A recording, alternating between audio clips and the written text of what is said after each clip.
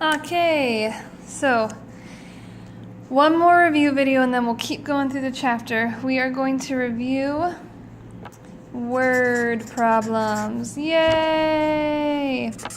Okay, so we've done a lot of how to solve everything out. Now we're actually going to apply it to things you might see. I don't know, who knows? Things you might see in things that you're doing. Okay, so let's start with a little bit of an easy one. Okay, a rectangular trampoline has an area of 186 feet squared. Let's see if we can move this up a little bit. What's that? Maybe a little bit more. Okay, a rectangular trampoline has an area of 187 feet squared. The length of the trampoline is 17 feet. What is the width? Okay, so first thing we do is we write down what we know. We have a rectangular trampoline. Okay, so my automatic first thought, and hopefully yours, is to draw a picture of a rectangular trampoline.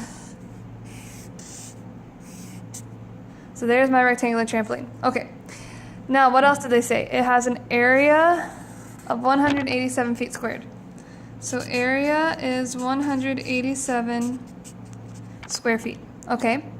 What else did they say? The length is 17 feet. So length, 17 feet. What is the width? Okay, well let's just put width there. Do I know anything that relates area, length, and width? Yeah, I know that area is length times width, right? So I know that if the area is 187 feet squared, and I know the length is 70, and W is just W, do I know how to solve for W here? Now we're just back to what we've been learning, how to solve for a variable. 17 times W, so to undo that, we have to divide both sides by 17. 187 divided by 17, well, we can come off to the side. 187 divided by 17. Nope. 117 minus 1. Bring down the 7. 1. Boom, shakalaka. The width is 11 feet. When we're talking about just one side, it's feet, not feet squared. Area is feet squared. Okay? And there's the width. Ta-da! Okay, so if you need to write that down, go ahead and pause the video and keep writing, but I'm going to move on to the next one. Let's get a little bit harder, a little more complicated, but still doable. Brandon! Way to go, Brandon. Brandon oh wait, no, never mind, don't way to go. You got in a car accident. Hopefully it wasn't your fault though. Brandon paid $124 to get his car repaired. The total cost for the repair was the sum of the amount paid for parts and the amount paid for labor. Okay, we stopped there. What did they just tell us? Let's see here, where does it end? They said the total cost for the repairs was the sum of the amount paid for the parts and the amount paid for labor. They just gave us a formula. So the total cost, so let's see here, I'll write it down here. The total cost, C, was, so the total cost of the repair was equals the sum, so we're going to have addition, of the amount paid for parts, so parts, plus the amount paid for labor. Parts plus labor is our cost. Okay, Brandon was charged $76 for parts and $32 per hour for labor. Whenever you see something like this, per hour, you know you're going to be multiplying it by something to do with hours, okay? Whenever you see per something, you're going to be multiplying by whatever that something is, okay? So, we need to find the amount of time. Oh, time, like hours? Okay, time it took to repair his car. So, we write down what we know. We know a formula now, C equals parts plus labor. We know how much did he have to pay? Well, he had to pay $124. So, the cost was $124. Any other things? Let's see here. 76. 76, what does that represent? the parts. Okay, keep looking, $32 per hour. So for the labor. So did he pay $32 just straight up for labor? No, every hour he paid $32, okay? And it's asking how long did it take? So if X represents the hours, you know what, let's make it H. H represents the hours it took to fix. How are we going to set this up? Well, what is the cost? The total cost was 124. So 124 equals, do we know the cost for the parts? 76 plus, do we know the cost for labor? Well, it was $32 for every hour. And we know that he worked H hours. We don't know how many hours he worked, so we're just going to call it H hours. So $32 for every hour. If he worked 1 hour, it would be 32. If he worked 2 hours, we would multiply it, right? 32 times 2 will give us 64, and so on and so forth. Okay, so now, do you know how to solve this? Yeah. Work farther away from the H, subtract 76 from both sides. We get 14, 14 minus 6 is 8. 1, 0, 11. 11 minus 7 is 4. So we have 48 is equal to 32H. Here, let's move this up, sorry. There we go. 48 equals 32H. And then to continue solving for H, divide by 32 on both sides. Oh, that looks kind of nasty, but it's okay. So we've got, let's see. So we've got 4H equals 48 over 32, but that's not good enough. I need to reduce, and I need to actually answer how many hours it took. What was the amount of time it took to repair his car? So 48 can be divisible by, what, 4? And so can 32. 48 divided by 4 is 12. 32 divided by 4 is 8. Oh, look, and they can still both be divisible by 4. 12 divided by 4 is 3. 8 divided by 4 is 2. Can we reduce it any more? No, now that's not good enough. I need to answer, how long did it take? Well, it took 1.5 hours. 1.5 hours. And ta-da! There we go. There we go. So again, we wrote down what we knew. They gave us a formula. We plugged it in. We solved out for H, and we wrote it in terms of what we were actually talking about. We're talking about how many hours did it take. Okay, so if you need to, pause it, write that down. Otherwise, we are moving on. Here we go.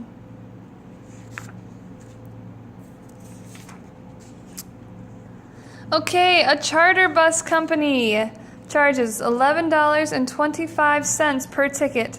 Plus, okay, let's just start writing things down. $11.25 per ticket. So, per, what does the per tell you? It tells you that you're going to be multiplying by how many tickets I have, because if it's per ticket, if I bought 2, I got to multiply that number by 2. If I bought 3, I got to multiply that number by 3, because every ticket costs $11.25. So, let's write that down. We'll just use this paper. Okay, word problems. So it's $11.25 per ticket. We don't know how many tickets we've bought yet, but we know it's per ticket. Okay, so there's part of it. Plus a handling charge of 50 cents per ticket. Okay, so for every ticket I buy, I have to pay a handling charge. I don't know whether it's because of the paper that it has to be printed on. I don't know. Who knows? Why don't they put it in with the $11.25? I'm not in charge of this bus company, but 50 cents per ticket. What do you think when you see per ticket? I'm going to have to multiply it by however many tickets I buy. And then a $15 fee for booking the bus. Okay, does that mean I have to pay $15 every person? No, it just means that in order for me to use the bus, I have to pay a straight up $15. That's all it means. Okay. If a group pays $297 to charter a bus, okay, so the total amount is,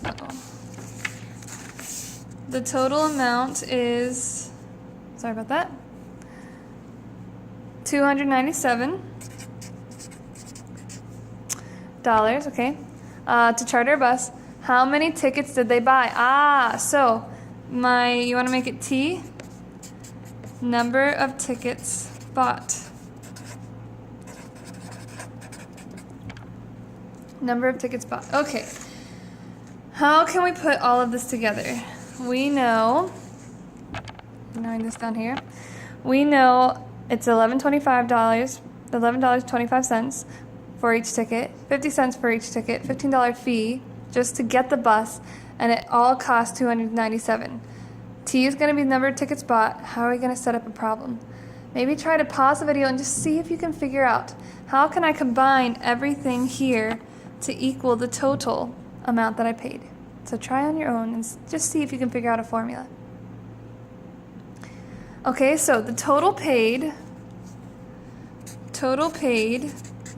should equal the cost per ticket plus the fee, right? Okay, the total was how much?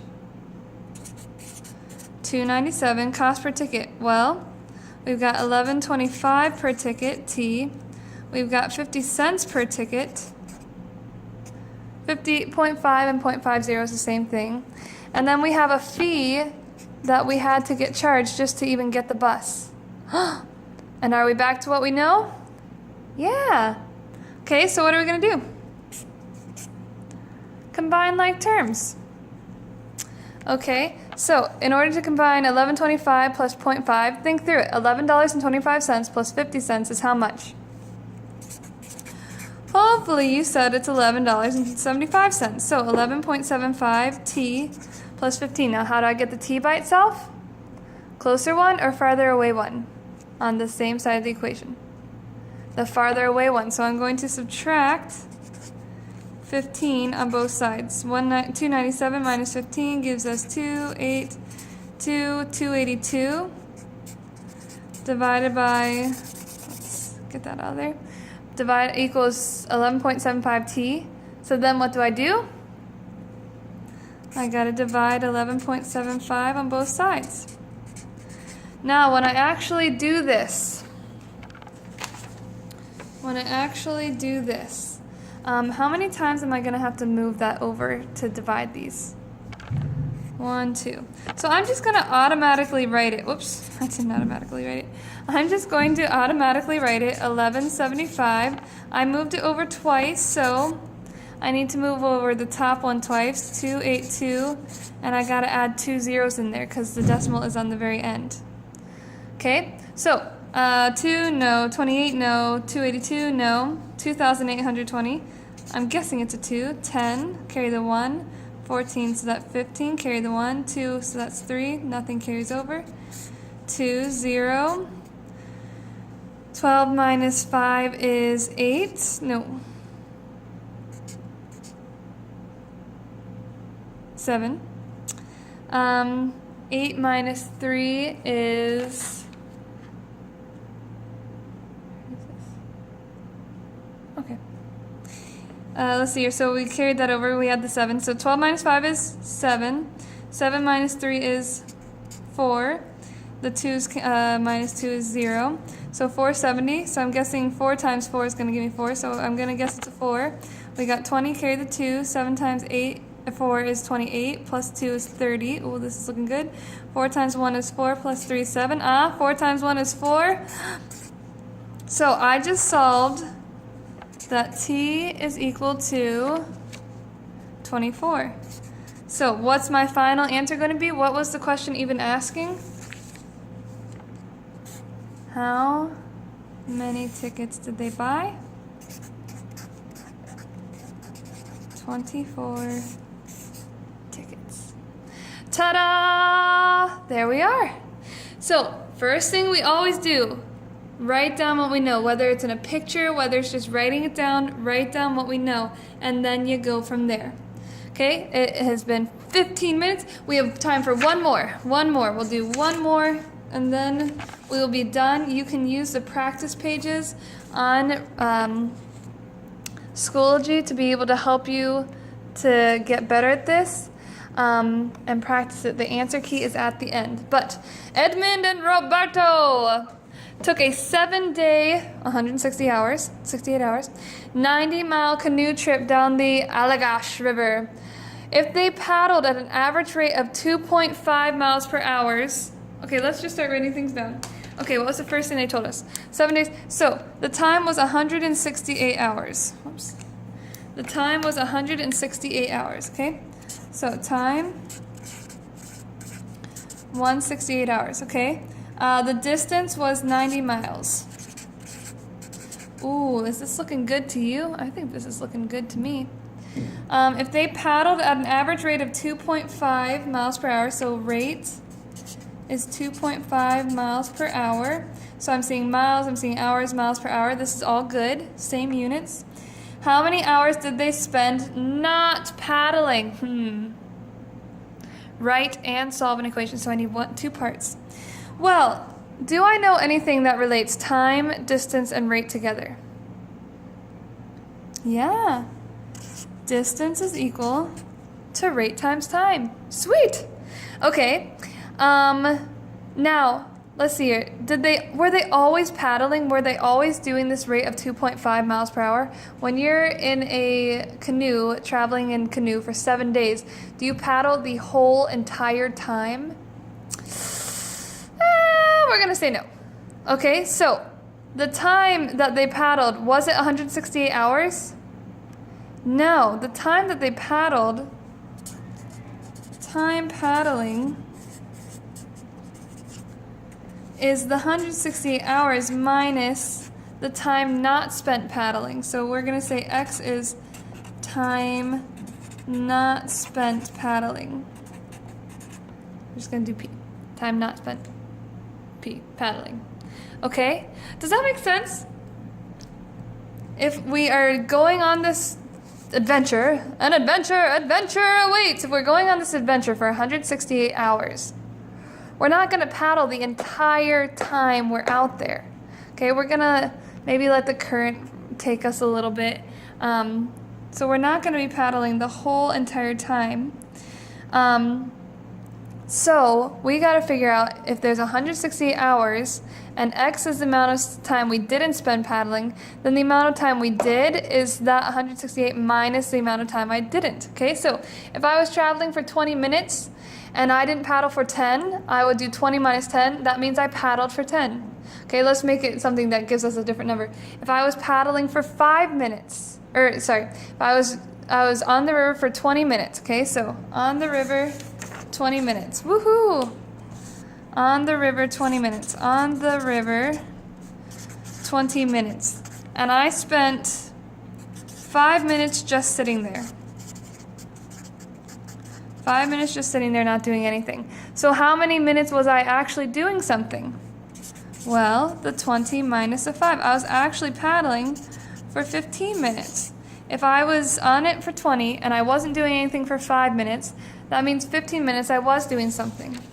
So if I was out there for 168 hours and X minutes was how much I didn't spend, which is what they want to know, right? How many hours did you not spend paddling? So X is how many I didn't spend paddling. Then I'm going to subtract it from 168. Okay, so let's start plugging things in. Distance is what? 90. Rate is what? 2.5. Now, how long did I spend doing this rate? Not the whole entire 168 hours. It was 168 minus the X. Right? Because whatever I wasn't paddling, we're going to subtract from the 168, and that'll give me the time, just like I did here. I wasn't paddling for 5 minutes, so I subtracted it from the total to say that I did paddle for 15 minutes. Okay, we don't know how long we weren't paddling. We got to solve that. So I'm subtracting it from the total to figure out how long I actually was paddling there. But X is the time not spent paddling. Okay, so first thing we do to solve this. Distribute. Okay, for lack of time, I'm just going to write, I could solve all of this out, but I'm just going to write it out for you what I already solved out. 90 equals 2.5 times 168 is 420. Minus 2, oops. Well, as you can see, I'm in my classroom. Okay, there we go. Okay, we work farther away from the x, so we're going to subtract 420. Oh, positive minus a negative is going to give us, we're going to subtract them and keep the sign of the bigger, so we're definitely keeping the sign of that negative sign. And when we subtract them, we get negative 330 is equal to negative 2.5x. Now to get rid of that negative 2.5 out there, we have to divide both sides. And again, I could show you step by step, but you should be knowing how to divide on your own. When you divide it out, you get x is equal to 132. So, what's my original equation? Because it was 2 parts, right? Write and solve an equation. The equation 1 was 90 equals 2.5 times 168 minus x, right? And when I actually solved out for x, they were not paddling for 132 hours. Whew, it's a long time on that boat. It's a long time to be paddling and not paddling and just sitting out there in a boat. Okay, well, practice, practice, practice. Get ready for your quiz on Monday so that you can do your best. I will see you then. If you have questions, please ask. You can comment on the video or you can comment on Schoology, either way. Okay, I'll see you Monday. Bye.